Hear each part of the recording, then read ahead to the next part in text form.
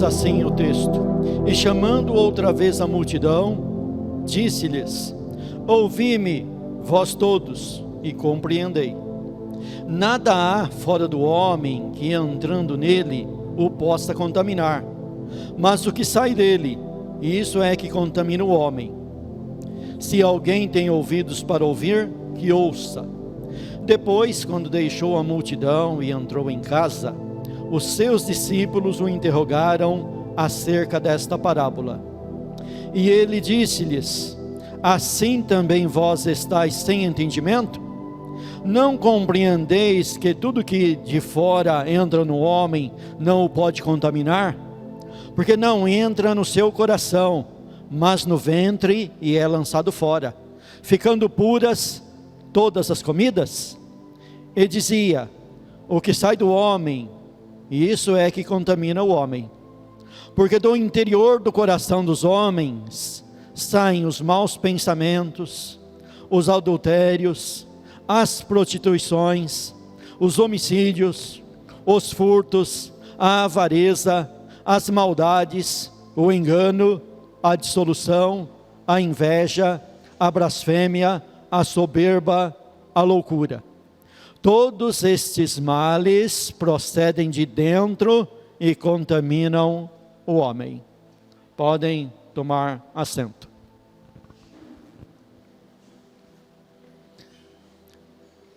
A Bíblia nos adverte, e o sábio Salomão escreveu em um de seus provérbios, dizendo que tudo que você deve guardar, guarde o teu coração, porque dele procede as fontes da vida.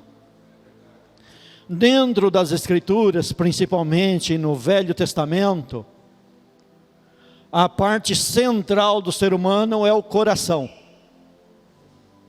Se vocês prestaram atenção no primeiro hino cantado aqui, no primeiro hino que se cantou aqui nessa noite, ali falou do coração no sentido de órgão físico, e falou do coração no sentido intelectual, alma. Dentro do Velho Testamento, o pensamento de todas as emoções, tudo que está relacionado à emoção, à vontade, ao intelecto, é atribuído ao coração. No Novo Testamento, como ele é influenciado pelo mundo helênico, então entra o sentido de alma. Por isso que cantou-se no primeiro hino algo relacionado à alma também. Mas no fundo, tudo está dentro das Escrituras relacionado ao coração. Porque quando se fala do coração, está falando de amor, está falando de paixão, está falando de uma entrega, falando do sexo oposto, do esposo para com a esposa, da esposa para com o esposo.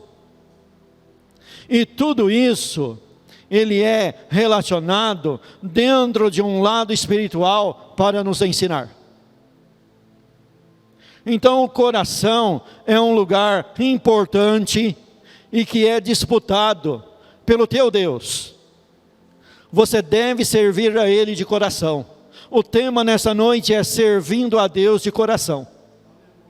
Coração aberto, coração disposto, coração sincero, coração que fala a verdade, coração que realmente ama. Jesus Cristo diz assim: olha, quem é que me ama? Quem me ama é aquele que guarda a minha palavra. Então o amor dentro da Bíblia é de coração, de um coração que olha para um mandamento e guarda esse mandamento. Mas vamos falar do coração aqui, dentro desse texto e dentro desse contexto que eu li aqui. O texto que eu li, que comecei no canal, versículo 14, na realidade, ele começa no versículo 1. E no versículo 1 ali, nos informa que Jesus estava junto de uma grande multidão. Existia uma grande multidão reunida ao derredor de Jesus Cristo, e chega lá aos pés de Cristo, bem próximo de Cristo, um grupo chamado, aqui dentro do texto, de fariseu e escribas. Que se diga de passagem, pessoas de alto nível de inteligência, de um patamar que estava acima dos demais da multidão. Alguém que entendia, que compreendia e que tinha, em muitas questões, algo para responder na língua, alguém de grande conhecimento. Só que esses camaradas, o texto aqui vai nos deixar a entender que eles eram um tanto petulantes. Eles se trouxeram consigo para um culto ao ar livre. Eles trouxeram consigo algo que nós chamamos de conceito e preconceito. Eles vieram para essa reunião, para esse culto diante de Jesus, carregando um monte de preconceito. O que é um preconceito? É algo que você adquire no decorrer da sua vida e leva junto com você como bagagem. É um preconceito. Eu tenho um preconceito de um determinado assunto, e eu tenho esse preconceito e não abro mão dele. Ele vai comigo, anda comigo. Assim era esse grupo.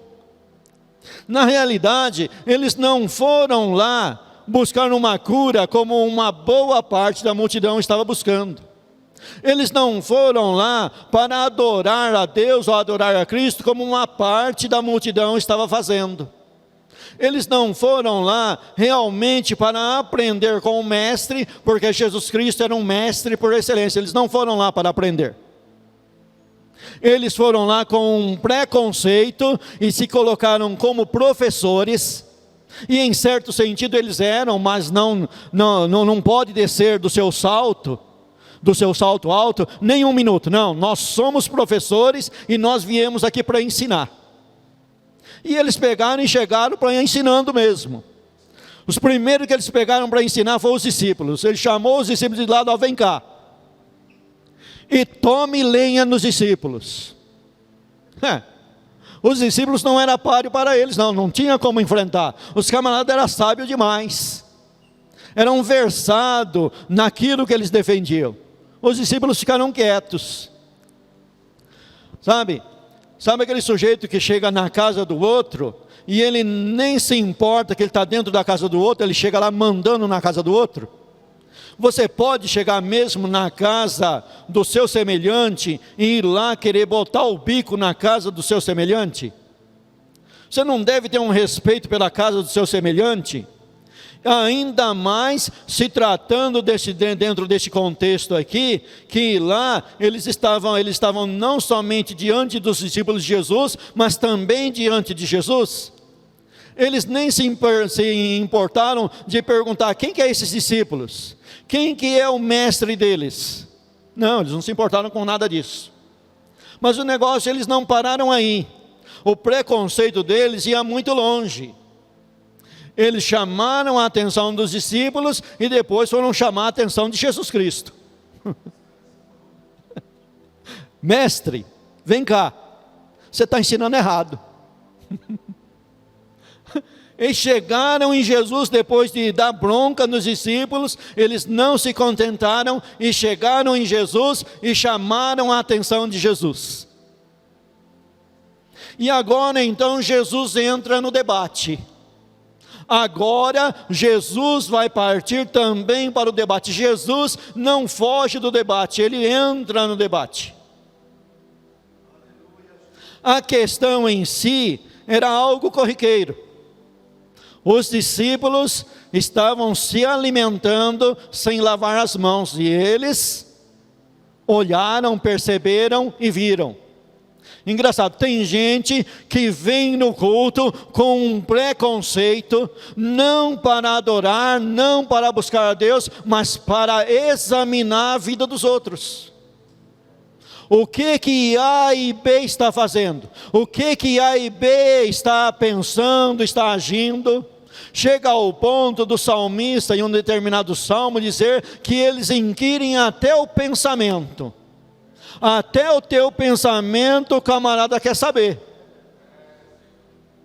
A cor da tua roupa, a cor até da roupa íntima, e vai por aí afora, se está com o cabelo bem lavado, bem penteado ou não está, se passou tinta ou não passou, tudo questão corriqueiras, relacionado a coisas da vida que não tem importância nenhuma. Mas a questão não é simplesmente uso e costume.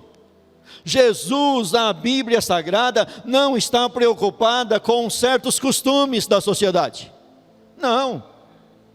Afinal de contas, os bons costumes são para ser observados, são para ser mantidos. Bons costumes é para ser, como que eu posso dizer? Ser plantado no nosso meio, ser cultivado. Os bons costumes é para ser cultivado mesmo.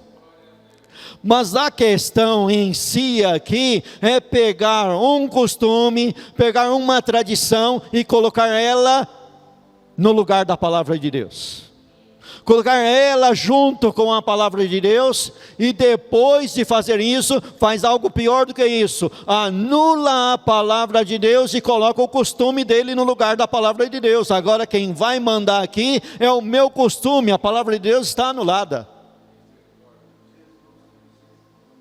Por isso que Jesus não vai ceder a isso. Ele vai entrar no debate, ele vai trazer o debate à tona. E se a questão é de tradições, porque eles apresentaram para Cristo: olha, os teus discípulos não estão respeitando as tradições. Que tradições? Tradições que os nossos antepassados, alguém antes de nós, estabeleceu para nós.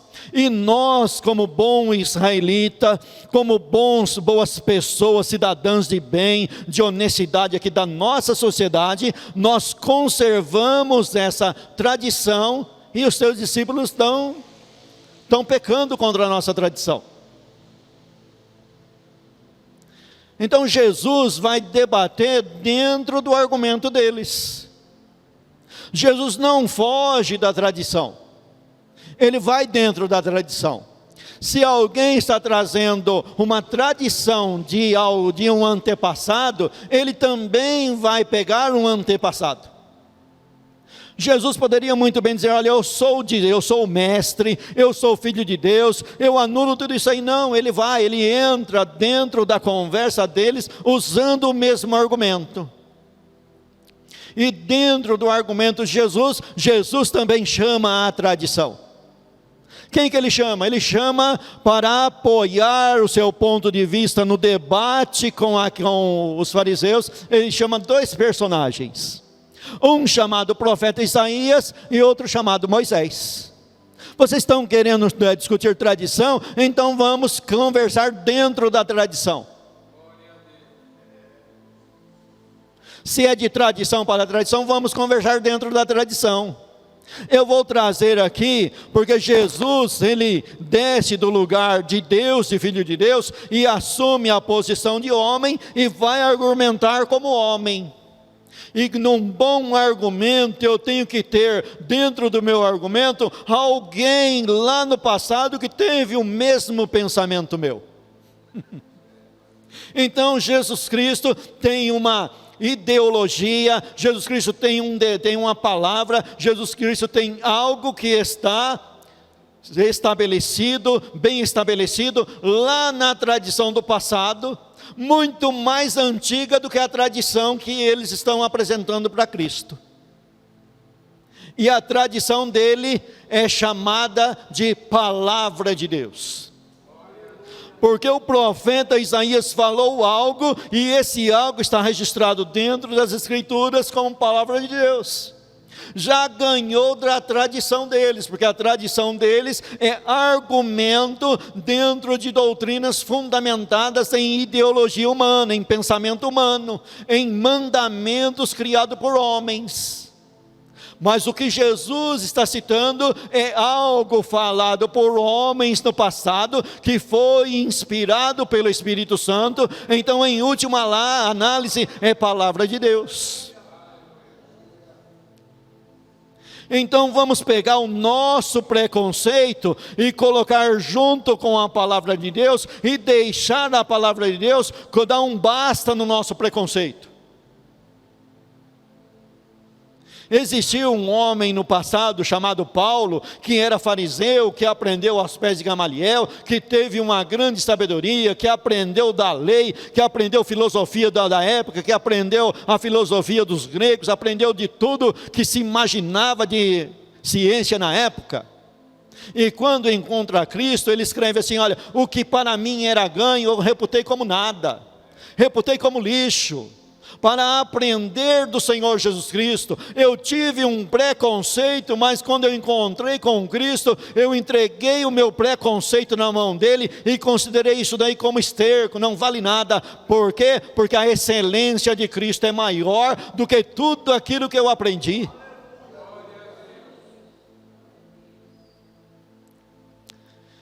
E aí então, eles trouxeram à baila um problema, mas o problema deles era maior. Era maior do que isso.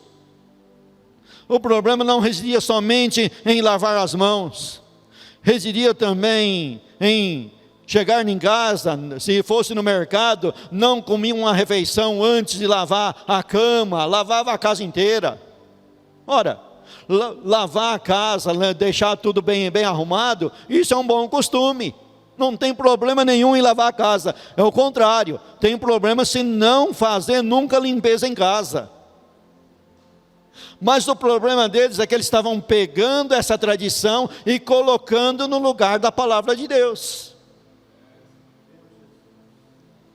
Sabe, o camarada quer ser vegetariano, não tem problema nenhum, vai ser vegetariano. E tem um amigo meu aí, que nós conversamos muito, trabalhamos junto, e ele fala assim: olha, eu admiro o cara vegano, eu apoio ele ser vegano, gosto dele. Rapaz, ele é vegano, muito bem. Ele é vegano, o que vai acontecer?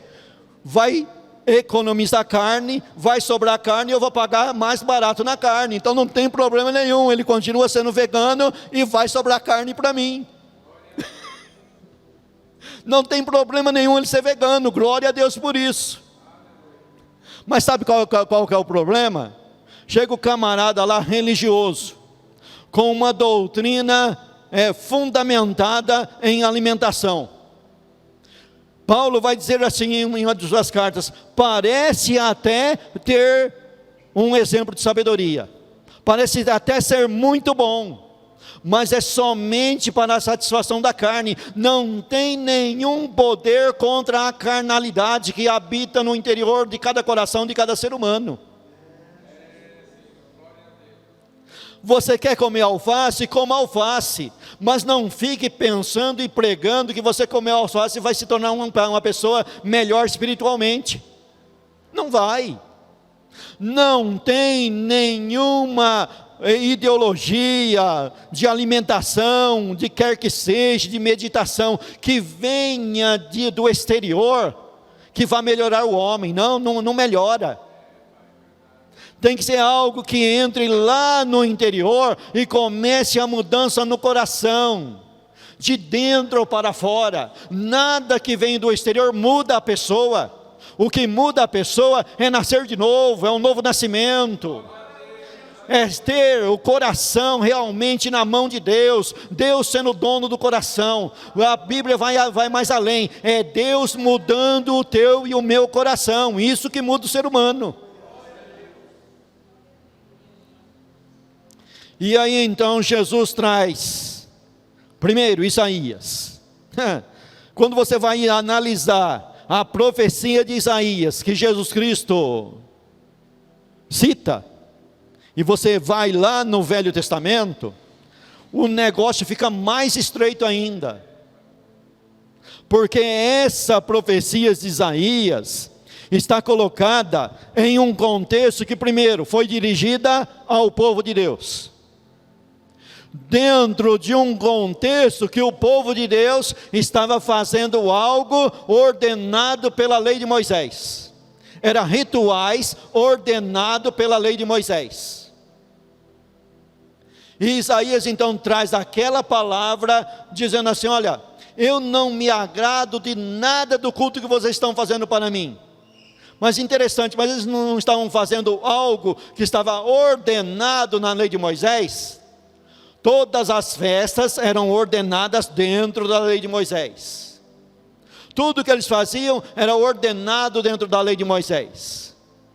Mas a questão é o seguinte: rituais, mandamentos que se tornam ritual, apenas ritual, sem coração, sem conversão, sem mudança de vida, sem realmente meditar e aquilo mexer lá dentro, não tem validade nenhuma. Eles iam para a festa, mas não tinham arrependimento nenhum do que eles tinham cometido durante a semana.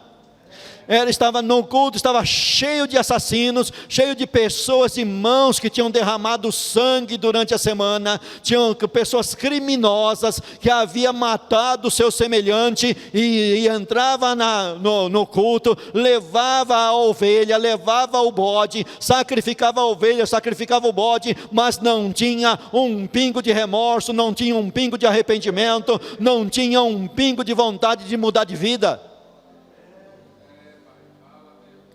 Rituais, somente rituais. O que adianta eu fazer um ritual? O ritual está certo. O meu cântico tem uma letra excelente, o ritmo é excelente, nós fizemos tudo, mas não colocamos o coração, não tem validade diante de Deus. Não serve de nada diante de Deus. E Deus então fala através do profeta: afasta de mim o estrépito do vosso cântico. Leve isso para longe, porque eu não posso mais suportar o cântico de vocês. Eu não posso mais suportar a oração de vocês. Oração dentro da Bíblia é ensinada de Gênesis a Apocalipse, mas existem momentos que Deus fala: olha, a tua oração, se eu fosse responder, eu ia começar acabando com a sua vida. Sabe por quê? Você ora como o maior dos hipócritas, não tem um pingo de vontade no seu interior de mudar de vida, não tem um arrependimento, não tem remorso, não tem nada na tua vida. Nós precisamos vir para o culto, não com preconceito, mas com um coração mudado, com um coração transformado, com um coração realmente na mão de Deus. Aí o Jeremias, lá nas Lamentações de Jeremias, ele fala assim: olha, não levanta coisas preciosas na tua mão para mim não, levanta o teu coração. Levanta o teu coração para Deus. Se humilha na presença dele, que quem sabe ele vai ter misericórdia. E Jesus então conta uma parábola, uma ilustração de dois homens que subiu para a oração, o fariseu e o publicano. E o fariseu fez uma oração muito bonita. Ele começou: graças te dou, ó Pai. Puxa vida, né? Esse está orando bonito, hein? Esse já começou bem. Graças te dou, ó Pai. Aí ele começou, dentro da oração dele: eu não sou como os demais. Bom, se você dizer assim: eu não sou como os demais, mas eu sou pior do que todos, aí beleza. Mas ele estava dizendo assim: olha, eu não sou como os demais. Mas aí ele começou a apresentar na oração coisas que eram verdadeiras. Eu faço.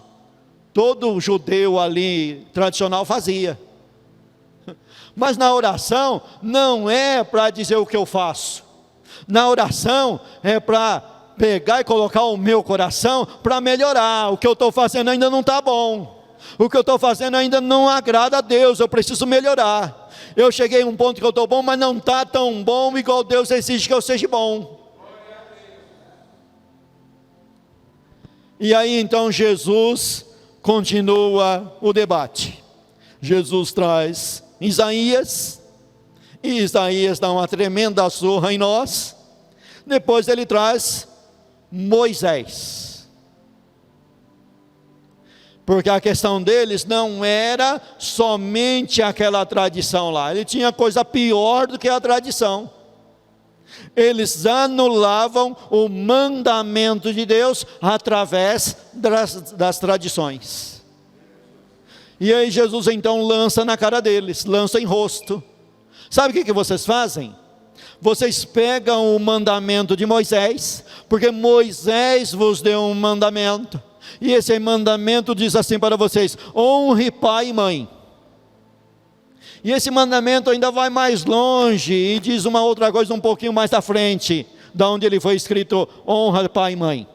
Aquele que maldisser pai ou mãe, seja punido com a pena de morte. Ou seja, honra, e se você desonrar, você deve se executar sobre você uma pena de morte, porque você desonrou o pai e mãe. E sabe o que vocês fazem com a tradição de vocês? Vocês criaram um mecanismo e disseram o seguinte: aquele que chegar, o adorador que chegar diante do templo, diante do sacerdote, diante dos príncipes lá, e disser assim: olha, o que os meus pais poderiam aproveitar de mim, eu dou em oferta para Deus. Ou seja, eles estabeleceram que o homem pode comprar Deus, e além de comprar Deus, ainda vai comprar com algo ilícito, com algo roubado. Roubado de quem? Do pai e da mãe. Então eu vou pegar a parte que cabia para o meu pai e minha mãe e vou dar de oferta. E eles iam: tá tudo certo, entrou dinheiro no nosso bolso, o negócio está resolvido. Engraçado, né? Se compra juízes e se compra sacerdotes também, se compra profetas, se compra quem está à venda, mas Jesus não está à venda. Pode comprar A e B, pode comprar o sacerdote, pode comprar o juiz, pode comprar o rei, mas o rei Jesus não está à venda. Jesus não está à venda. E Jesus então lança isso em rosto deles, e eles não têm o que responder. A discussão está se encaminhando então para o final do seu debate. E agora então, no versículo 14, Jesus então chama a si a multidão novamente, porque a multidão escutou, ouviu, porém a maioria não compreendeu. Nós precisamos tomar bastante cuidado, porque às vezes a gente ouve e não compreende. E Jesus quer ensinar, ele chama novamente a si a multidão. Jesus te chama, Jesus quer te ensinar. Uma das orações do salmista, no Salmo 119, ela é repetitiva, ele repete sempre. Vários versículos ele repete a mesma oração. E qual que é a oração? Senhor, me ensina no caminho que devo andar. Me ensina, eu quero aprender, abra os meus ouvidos, me dá entendimento, me dá conhecimento do teu caminho, eu quero te conhecer. O desejo grande de Paulo era continuar conhecendo Cristo. Eu quero conhecer Cristo, eu quero conhecer Ele até através do seu sofrimento. Se o sofrimento me traz um conhecimento, eu passo pelo sofrimento, mas eu quero ter o conhecimento de Cristo. A nós foi concedido não somente crer em Cristo, mas também padecer por Ele. É esse o amor que a igreja tem por Cristo, ao ponto de sofrer por amor a Ele. Nós sofremos por amor a Cristo, nós sofremos afronta, nós somos afrontados, nós somos, como Paulo disse, olha, até o presente momento, nós apóstolos temos sido considerados o lixo do mundo, a escória do mundo. Muitos têm um lugar para colocar a cabeça, deitar e dormir, e muitas das vezes eu, Paulo, Barnabé, missionários, não temos. mas erguemos a cabeça e vamos adiante. O que interessa é aprender de Cristo, o que interessa é ter a Cristo, o que interessa é ter o coração mudado por Cristo. Cristo mudou o meu coração, Cristo mudou o teu coração, e devemos continuar nessa mudança. Então ele chama assim novamente a multidão e disse: ouvi-me vós todos e compreendei. Compreenda, procure compreender as Escrituras, se abaixe sobre as Escrituras, tenha um relacionamento com o Espírito Santo. Ainda não sabemos como devemos saber. Se alguém sabe, ainda não sabe como deveria. Ainda cabe ensinamento, cabe aprendizado. Cabe mais um pouco, ainda não atingimos a excelência, você ainda não foi arrebatado, Jesus ainda não te chamou, Jesus ainda não voltou e não levou a igreja para morar na glória. É lá que todas as perguntas vão ser respondidas, ninguém vai fazer nenhuma pergunta lá, sabe por quê? Vai estar todo mundo super inteligente. Mas enquanto estivermos aqui, nós precisamos aprender com Cristo, e Cristo chama a si e diz: olha, compreendei. Compreenda. Aqueles que têm o preconceito não compreendem jamais, sabe por quê? Não desce da sua sandália, não desce da sua posição e não aprende. Mas quem é humilde já está de sandália, não está no salto alto, já está em lugar de aprendizado, está aprendendo.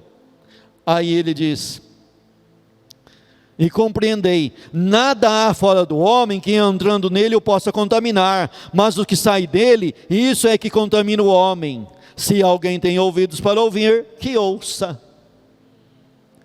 Essa passagem aqui, esse tipo de versículo, ele é recorrente no Novo Testamento, nas falas de Cristo, e principalmente em Apocalipse. Em Apocalipse tem 7 cartas para 7 igrejas. E nas 7 cartas é repetido essa palavra: quem tem ouvidos, ouça. Porque nem todos têm ouvido. Quem é que tem ouvido dentro do contexto do Novo Testamento? Quem é que tem ouvido?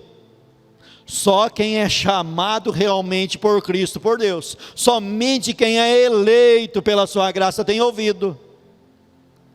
Sabe por quê? Jesus falou para os seus discípulos: olha, eu falo no meio da multidão por parábolas. E por que eu falo com eles por parábolas? Para que uma boa parte não compreenda. E aí eu vou arrumar uma briga com os arminianos, porque os arminianos contradizem essa palavra. O arminianismo não aceita dizer isso daí. Não, ele não aceita de jeito nenhum. A teologia arminiana não aceita isso e contradiz isso, mas Jesus disse ao pé dos ouvidos dos discípulos: olha, com uma multidão eu falo por parábolas, para que se cumpra neles a profecia de Isaías: ouvindo ouvireis e não compreendereis, vendo vereis, mas não percebereis. Mas para vocês que têm olhos para ver e ouvidos para ouvir, eu declaro para vocês. Aí Jesus ainda faz a oração: Pai, graças te dou, porque ocultaste essas coisas aos sábios e entendidos e as revelaste aos pequeninos. Somente os pequeninos, somente os humildes, somente quem recebeu de Deus ouvidos para ouvir e olhos para enxergar, compreende as coisas espirituais das Escrituras. Sabe por quê? Vede, Paulo falando: vede que são poucos os sábios desse mundo que estão chamados, que são escolhidos. São poucos os sábios desse mundo que são escolhidos, mas Deus escolheu os pobres para serem ricos na fé. Não pobre no sentido de falta de dinheiro, mas pobre no sentido de humildade, porque está cheio de pobre metido a besta. Está cheio de pobre pensando que sabe. Está cheio de gente analfabeto de Bíblia e pensando que sabe tudo. Está cheio de analfabeto bíblico, pensando de nariz empinado, pensando que achou a galinha do ovos de ouro, e ele é dono do mistério, ele é dono de tudo, e só ele sabe, só ele entende, só ele compreende, e como diz Paulo, não sabe nem o que fala, nem o que afirma, não entende, não compreende, é um louco, é um zero à esquerda. Sabe por quê? Porque as coisas espirituais se discernem espiritualmente, e essas coisas espirituais é dado para quem tem o coração quebrantado, como diz o hino que nós cantamos no começo do culto. O coração quebrantado, alma quebrantada, você voltando para o mundo grego, alma quebrantada, pensamento quebrantado. O subconsciente, tudo que está no intelecto, porque dentro do helenismo, dentro da cultura grega, eles dão muita ênfase ao intelecto. Então tudo que faz parte do intelecto, também dentro da Bíblia faz parte do coração, e isso tem que estar quebrantado. Sabe? Quebrantamento, reconhecimento que é pobre, que é miserável, que é cego, que é nu, que precisa comprar de Deus as vestes, precisa de Deus o ouro, precisa de Deus a glória, precisa de Deus a vestimenta, precisa de Deus a água, precisa de Deus o Espírito Santo, precisa de Deus a graça dele.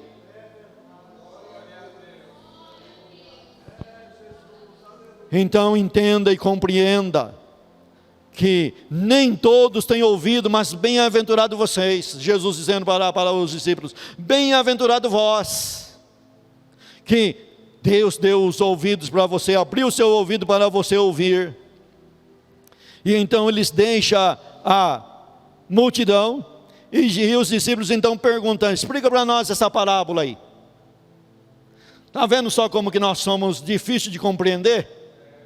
Rapaz, a gente é demorado, hein? Como diz o caipira, nós somos lerdo.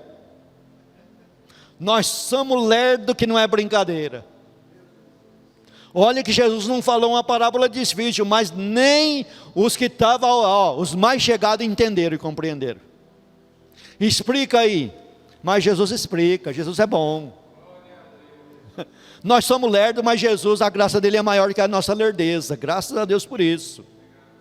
A gente demora para entender. Às vezes eu olho para trás assim, eu estou perto, vou fazer 60 anos. Fui para a igreja com 18 anos. Aí eu olho para trás e falo, meu Deus, se eu tivesse começado a estudar isso que eu estou estudando agora, lá quando eu comecei. Mas como que eu fui lerdo, né?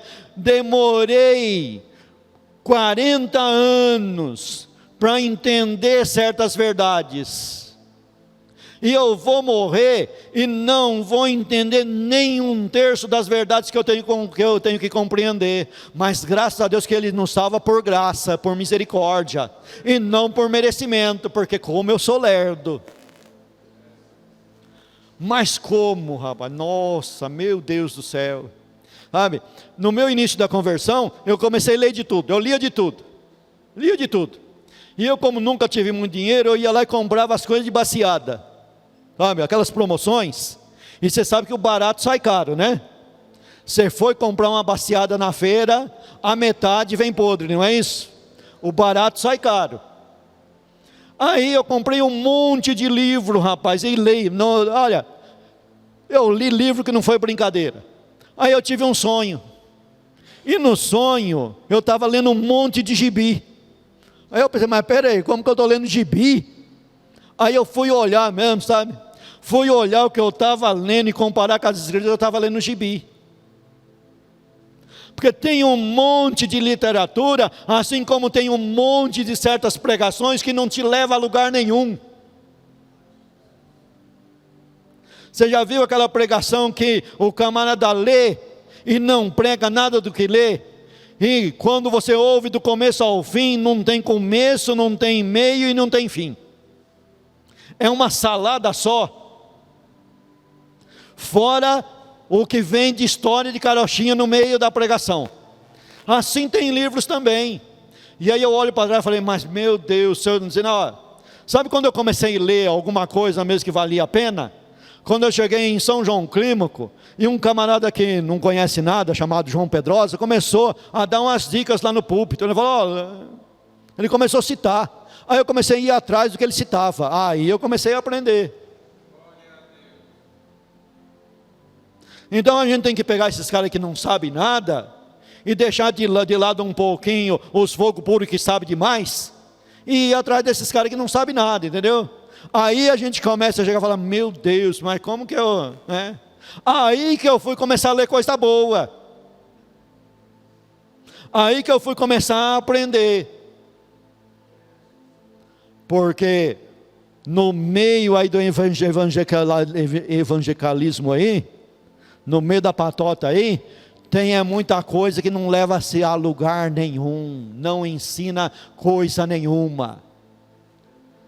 Então Jesus nos chama para aprendermos com Ele, Ele tem paciência com a nossa lerdeza, e agora então, Ele começa a explicar, mas em primeiro, Ele dá um puxão de orelha.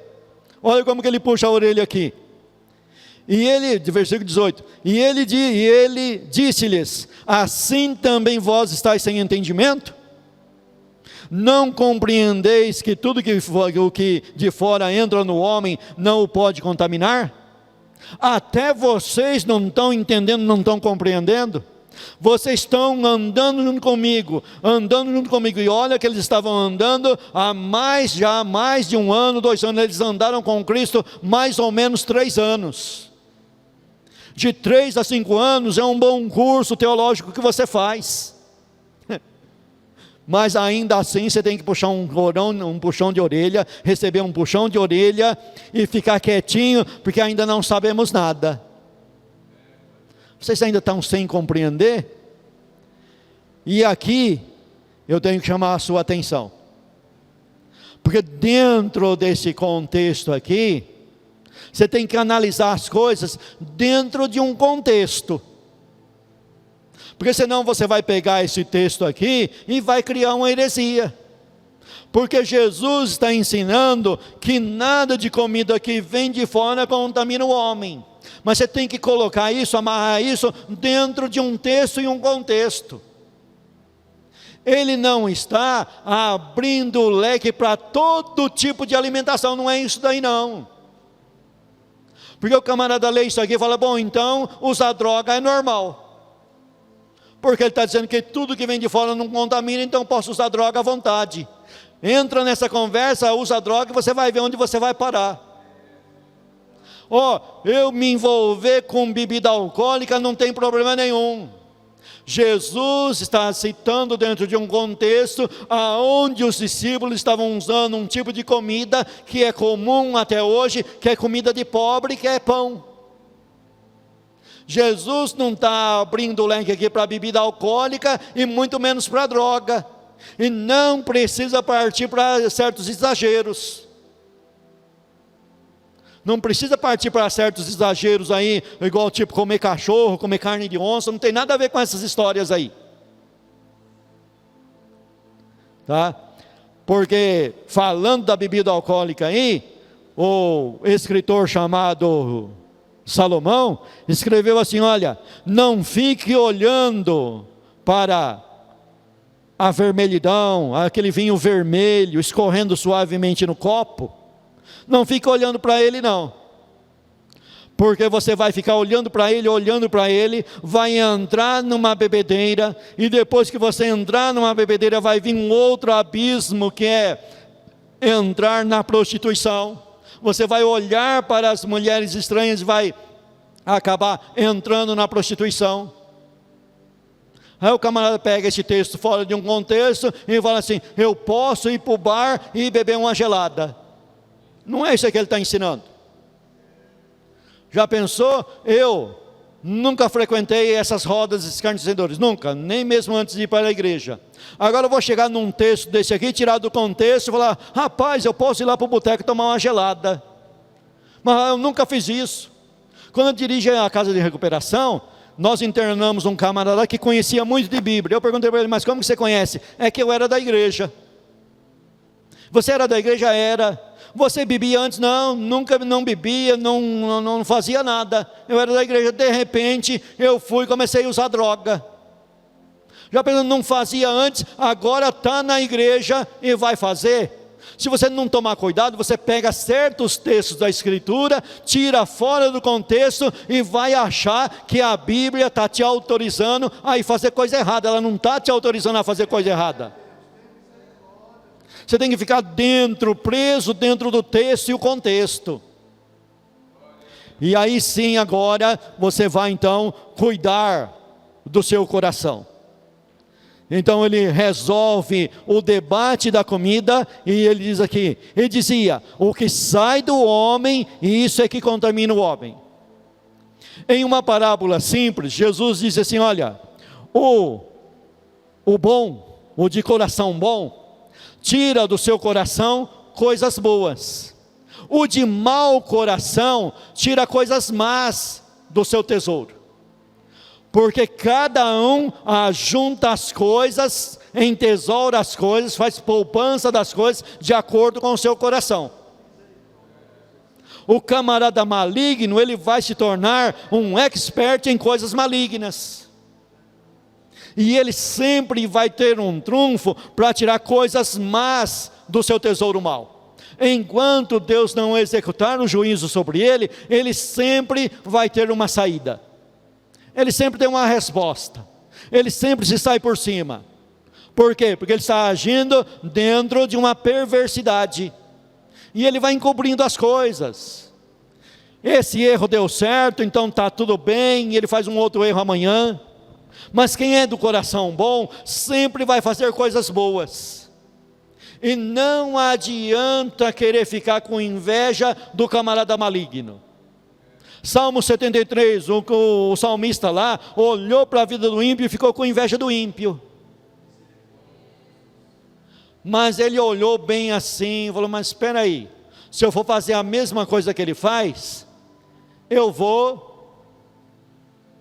arrumar um problema com aqueles que é da sociedade onde eu frequento, que acreditam em Deus, que no nosso caso hoje é a igreja. Se eu for fazer a mesma coisa, eu vou arrumar confusão, não posso fazer isso daí. Existem coisas que só dá certo para o ímpio. Ele faz e prospera, mas se você for copiar, você não prospera. Não adianta, não há prosperidade para quem é de Deus em praticar as coisas que os ímpios praticam. Dá certo para ele, para você não. O ímpio faz o erro e não é chamado a atenção, mas se você fizer, você é chamado a atenção. E o interessante é que você é chamado a atenção até pelo próprio ímpio. Uma vez eu estava no serviço, no trabalho, e chegou umas correspondências lá, e eu estava tentando ver o que estava escrito na correspondência. Aí o camarada que estava junto comigo falou assim, rapaz, não faz isso aí não, que você não pode fazer isso. Você é crente, deixa que eu faço, eu posso. Viu?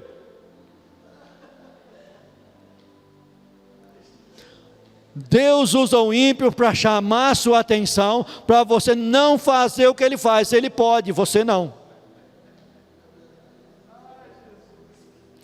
Mas tem uma coisa interessante, o salmista lá no Salmo 73, ele falou sobre isso, só que ele encerra o assunto dizendo assim, olha, eu não entendia nada, eu me embruteci, me tornei um louco, sabe? Que tem coisa que você olha assim e você se torna um louco. Como é que pode isso daí? Até que ele entrou no templo e veio a iluminação. Qual que foi a iluminação? Você é chamado a atenção e ele não. Sabe por quê? Você é de Deus, então Deus corrige você aqui. Em tempo de arrependimento, aquele lá, Deus repreende lá no final. Qual que é o final? Na condenação. Aí o salmista escreve assim, ó, quando tu acordares, mas Deus não dorme, mas é um método de linguagem para dizer que quando chegar o juízo de Deus sobre o ímpio, aí é sem escapatória. Então o juízo de Deus começa na igreja, para a igreja não ser condenada com o mundo.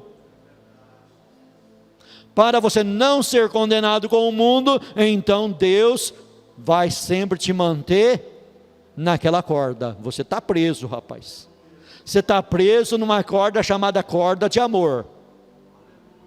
A corda que Deus prendeu você se chama corda de amor. E Ele não solta por nada, Ele não larga por nada. Você está amarrado nele. Você foi alcançado, foi por Ele, foi preso por Ele, você é dele e não tem escapatória, tem que continuar na mão dele, você pertence a Ele. Ele não tem negócio com o ímpio com o ímpio é tratado no juízo, mas você não, você é tratado agora. Então ele vai dizer, porque, versículo 21, porque do interior do coração dos homens saem os maus pensamentos. Veja aqui que dentro dessa palavra aqui, Jesus juntou as duas ideologias, o mundo hebraico com o mundo grego. Do coração dos homens saem os pensamentos. De onde que sai o pensamento? Não é da mente, não é da alma, não é do intelecto, não é daquilo que você vive raciocinando e pensando, mas dentro das Escrituras, tudo isso está relacionado ao coração, porque o coração se fala de amor. Aquilo que você ama é o que vai vir na tua boca, aquilo que você ama é o que vai vir para fora de você. Aquilo que você ama que vai vir à tona. O coração, a boca fala do que o coração está cheio. Você está cheio da palavra de Deus, a tua boca vai falar da palavra de Deus. Habite em vós ricamente a palavra de Deus, falando entre vós em salmos e hinos e cânticos espirituais, e a palavra de Deus esteja na vossa boca, na vossa mente. Vai se enchendo da palavra, encha o teu coração da palavra, encha o teu coração de bons pensamentos. Pegue os maus pensamentos e leve ele em cativeiro para a mão do Espírito Santo. Vai moldando os seus pensamentos, vai moldando o seu palavreado. Aquele que falava palavras torpes não fala mais, muda o linguajar. Aquele que só sabia falar gíria, comece a aprender um outro palavreado. Vai mudando a forma de pensar, vai mudando o pensamento. Em outras palavras, mude o coração. Transforme o coração, deixa Deus mudar o teu coração. Deus vai fazer a obra no meu e no teu coração, e no nosso coração vai sair coisas boas. E não maus pensamentos, porque do interior do coração dos homens saem os maus pensamentos. E quando ele sai do coração, esses pensamentos se tornam palavras. E depois uma palavra falada não tem mais retorno. O que Jesus Cristo fala? Toda palavra que sair da boca do homem, ele há de dar conta no juízo. Então temos que ter um cuidado muito grande com as palavras. Tiago trata sobre esse assunto, e ele diz que é uma coisa tão difícil, que nem ele mesmo tinha esse poder. De tão difícil que é estar então controlando o pensamento, para não sair palavras erradas da nossa boca. Guardar a nossa boca, guardar a nossa língua, e não emprestar nossa língua para as coisas erradas. Então do coração saem os maus pensamentos, saem os adultérios. Sabe o que é, irmão? O fulano lá era muito usado na mão de Deus, e o diabo tem muita raiva de quem é usado na mão de Deus. Então o diabo armou um laço para ele, e ele caiu na prostituição. Aí tem aquela ilustração dos camaradas que fala assim, que o diabo estava na porta do culto, no final do culto, chorando, mas desabando e chorando, em lágrimas e em pranto, diz a ilustração. E aí chegaram a perguntar para ele: diabo, mas por que você está chorando? Aí diz que ele respondeu: é porque eu sou culpado de tudo. A culpa é toda minha, todo mundo joga a culpa em mim. O camarada cai no erro, e a culpa é do diabo. Não. É que o adultério já estava lá rondando o coração do camarada. tem que ver lá, tomar cuidado. Tem que tomar cuidado, porque adultério e prostituição são coisas que andam juntas.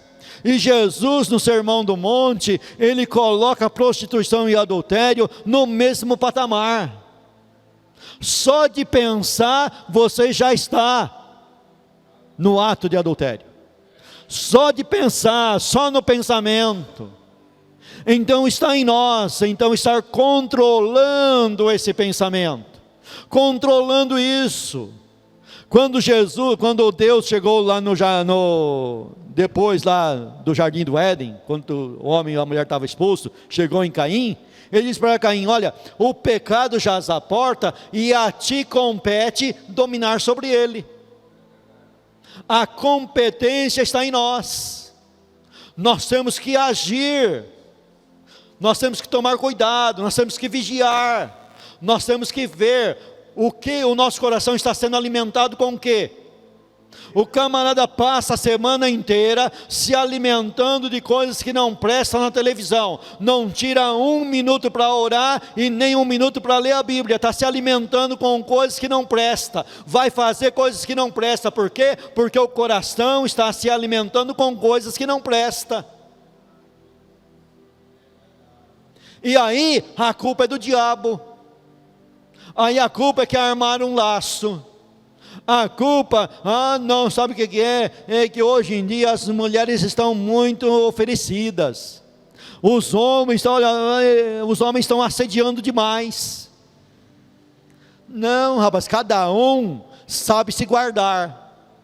Cada um tem aonde se guardar. Cada um tem a obrigação de se guardar.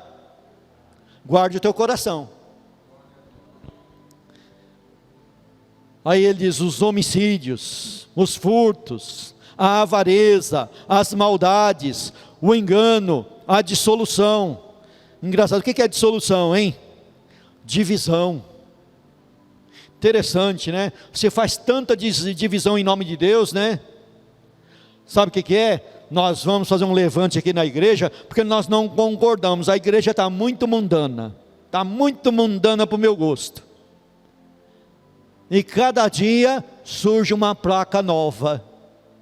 Dissolução. É de Deus? Não, é do coração enganoso das pessoas que pensam que estão agradando a Deus.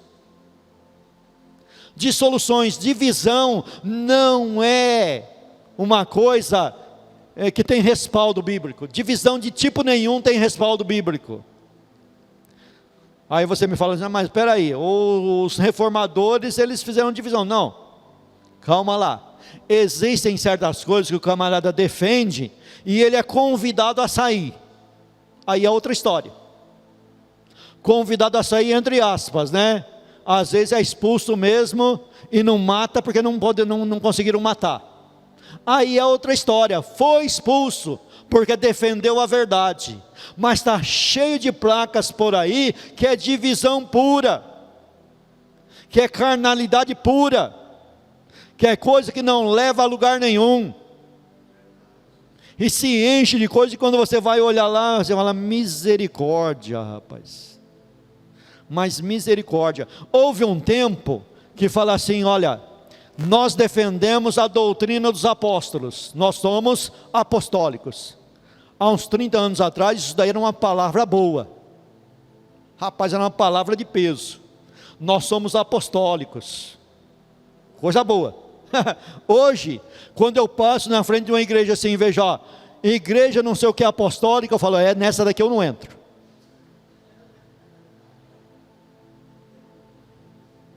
Nessa eu não entro. Aí colocaram no Facebook um seguinte ditado: apóstolo bom é apóstolo morto. E é verdade, apóstolo bom é apóstolo morto, porque só existiu 12 e mais uns 2 ou 3, alguns ali que a Bíblia cita no Novo Testamento, que receberam o nome de apóstolo, e a gente não pode apagar o que está escrito na Bíblia. Mas dali para cá, apóstolo cessou.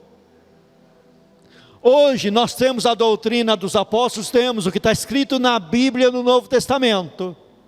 o que está aqui, esses camaradas que se intitulam apóstolo, você deve querer distância deles, porque apóstolo bom é apóstolo morto. Esses da Bíblia Sagrada, Pedro, João, Tiago, Mateus, Paulo, esses aí que a Bíblia cita. Aí hoje você olha e fala assim, a igreja apostólica, fala, misericórdia, tem alguma coisa errada nessa igreja. Tem alguma coisa errada nessa igreja. Aí, o camarada vai lá, tem o quê? Um apóstolo. Então a igreja lá é apostólica, porque tem um apóstolo vivo. E não sei quem que deu esse cargo de apóstolo para ele, porque Jesus não foi. O Espírito Santo não foi. Porque para ser apóstolo, tem que ter visto Cristo em vida e também ressuscitado.